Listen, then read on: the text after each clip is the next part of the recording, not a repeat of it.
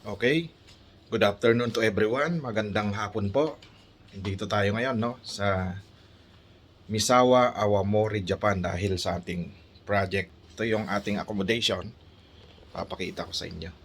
Yan Yan yung ating office office house. Dahil dinala na namin yung office dito sa bahay. Kasalukuyang naka-jacket tayo ngayon kasi malamig ang panahon dito sa Misawa Awamori, Japan. Nag-i-snow sa labas. Mamaya ipapakita ko sa inyo yung snow. Sa ngayon, papakita muna natin itong loob ng bahay. Yan yung ating mga table Yan, litan natin. Yan yung office house natin. Yan, meron tayong heater kasi sobrang lamig ng panahon Yan, marami tayong mga nakatambak na staff na ginagamit sa site. Yan yung aking office table, office house table pala Yan yung mini office namin. Tapos ito naman yung ating di bali Japanese house type po ito. Yan yung aming kitchen, dining, yung mga ref. Yan yung ating kitchen sink. At saka yung ating kitchen yung lutuan o kalan. Okay? Punta naman tayo dito sa sa mga rooms. Ito yung room ng Japanese Di bale sliding siya. Pag sinara, slide mo lang ganon. Ito maraming kalat. Aking kwarto, mayroong pusa. Yan si Kongkan. Yan yung ating may banig Yan yung mga Japanese type house Yan. Yan, maraming kalat Di natin halos magawang makapagtrabaho ng na ayusin ng ating kwarto kasi sobrang busy. Ito naman yung labas. Makita natin, yan. Dito sa floor, pagpasok pa lang yan, makikita ninyo. Yan yung mga sapatos at itong sahig kasi is kahoy More on kahoy siya. Yan. Yan yung bahay. Okay? Pakita natin yung labas na nag-i-snow. Dahil winter season ngayon, makikita ninyo yung labas Grabe. Halos nilak ng snow itong pinto Hirap buksan. Yan Grabe, tumigas siya. Yun. Dito sa kabilang bumukas. Tumigas na siya. Grabe snow dito Yan.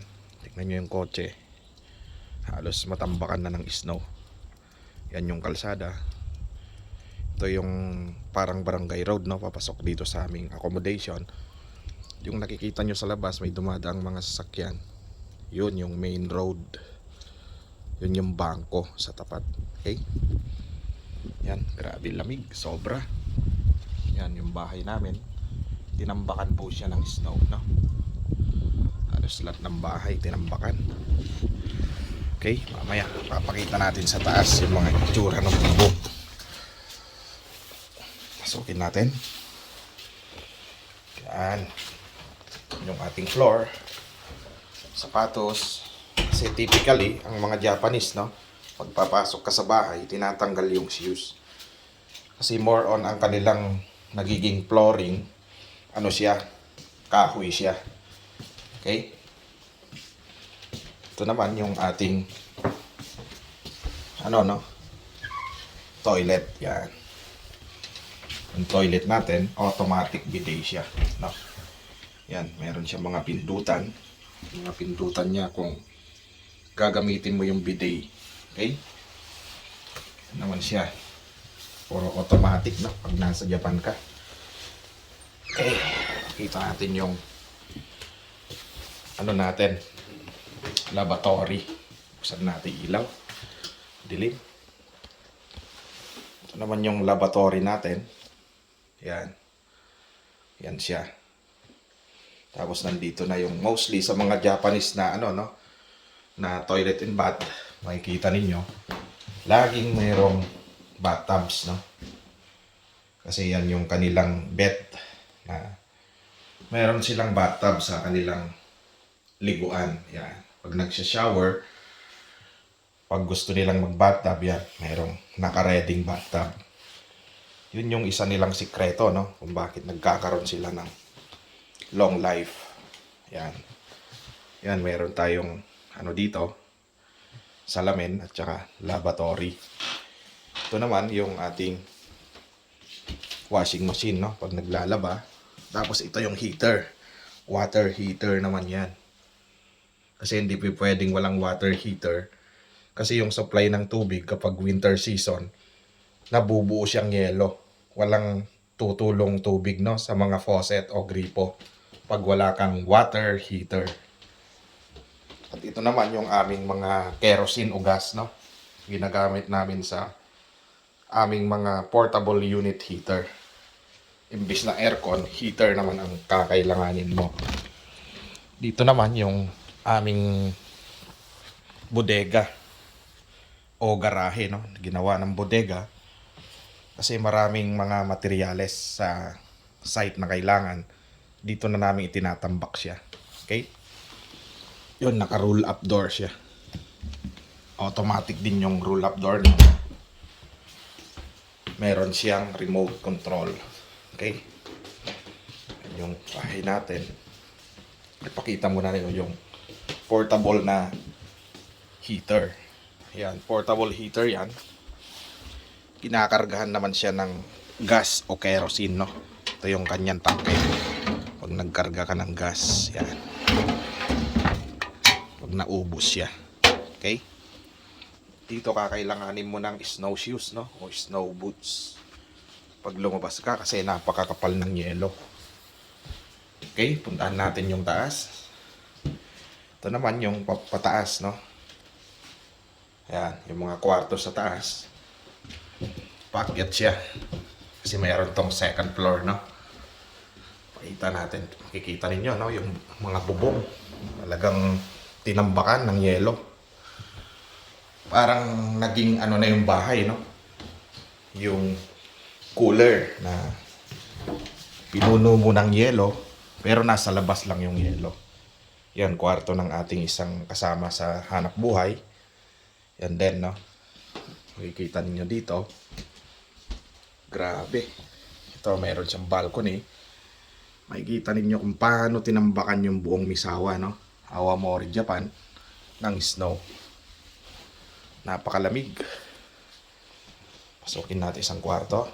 Yan, halos mapapansin nyo na yung mga sahig, no? Puro kahoy. At dito sa Awamori, malimit ding lumindol, no? Yan, sliding din yung pinto natin. Isang kwarto rin to ng kasama natin sa hanap buhay. Mapapansin nyo yung sahig niya. Nakabanig, no? O yung tinatawag na tatame sa Japan, no? Yan, meron siyang working table din dito. Yan. Ito yung kanyang bintana. At meron din siyang portable heater, no? Saan natin ilaw?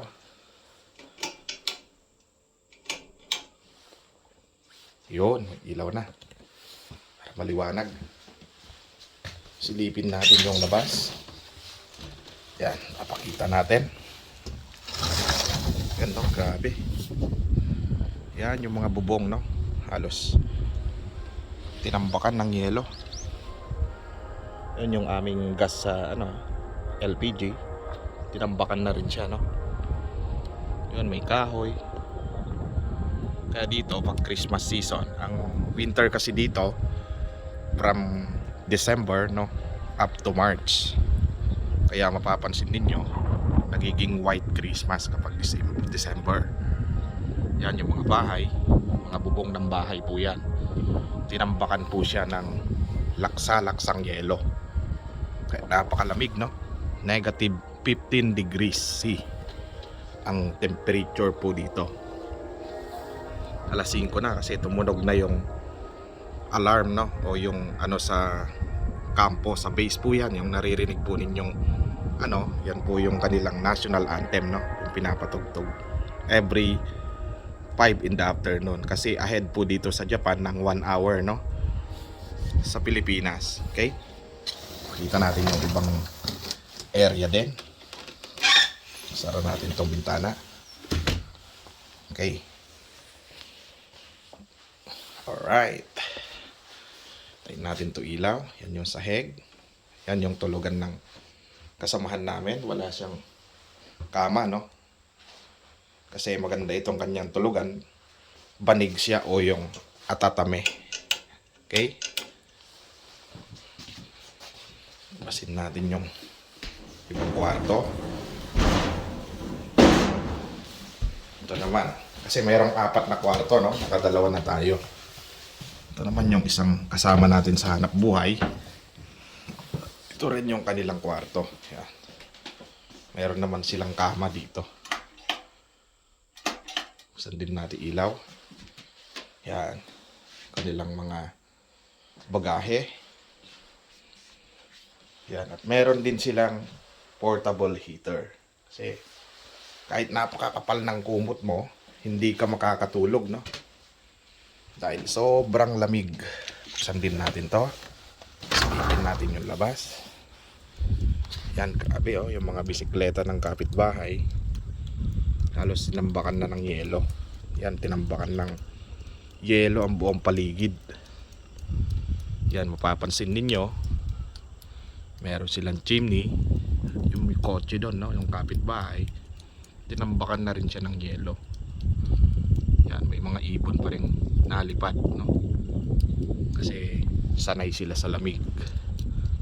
Yan, yung mga bahay dito. Grabe. Okay, pasukin naman natin isang kwarto. Tutor ko kayo.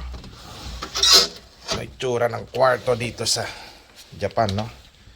Sara muna natin itong bintana nila.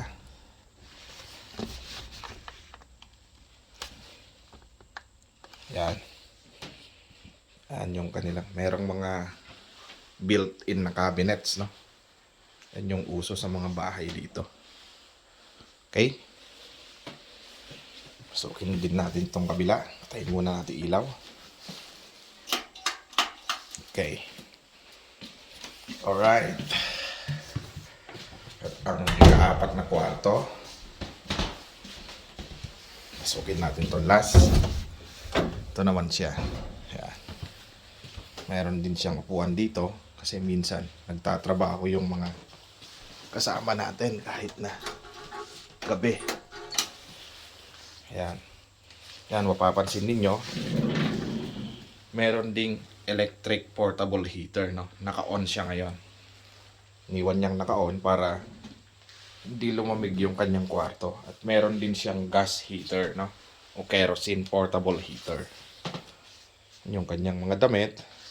Yan. Yan yung kanyang higaan din. Mapapansin ninyo, maganda itong location niya. Kasi naka L-type, no? Yung kanyang bintana. Okay? Nandin natin yung labas. Yan siya guys, no? Grabe. Nagmo-moist itong bintana sa lamig. Kasi may heater sa loob. Buksan natin itong bintana ng kaunti. May labas natin camera. Yan. Okay? Yan yung mga ibon, no? Mga sanay na sanay sa lamig. Yan. Grabing tambak ng snow, oh. Yan guys. Yan. Yun yung bahay. Mga kapitbahay namin dito, puro mga Japanese, no? Yan yung mga Japanese type na house ngayon.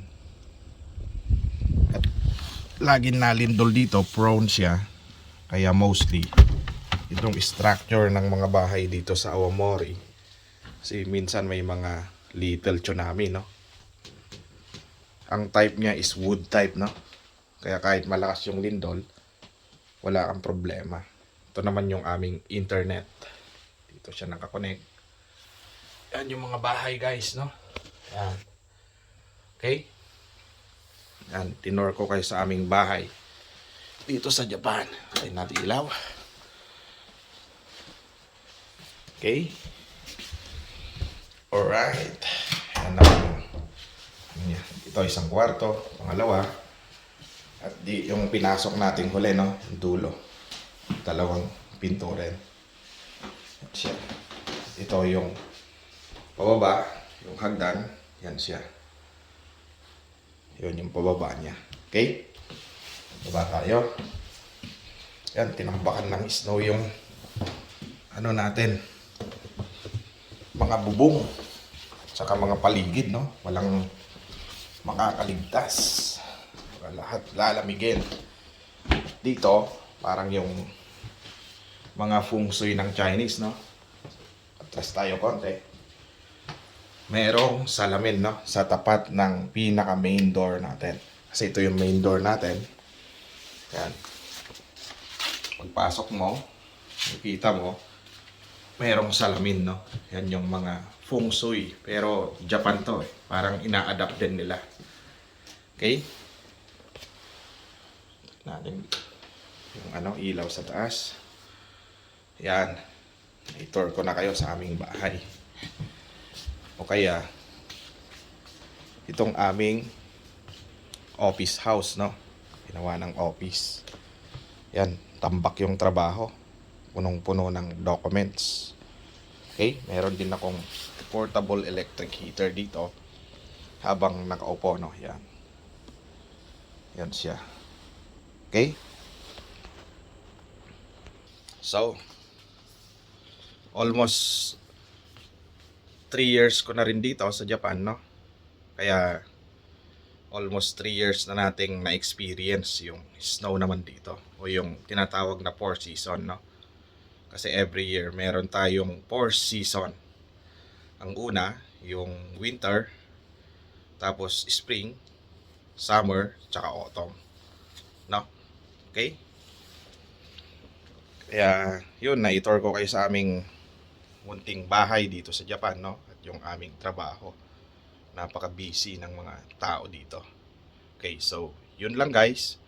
Good luck at saka pag-ingat kayo lagi sa inyong trabaho and good afternoon.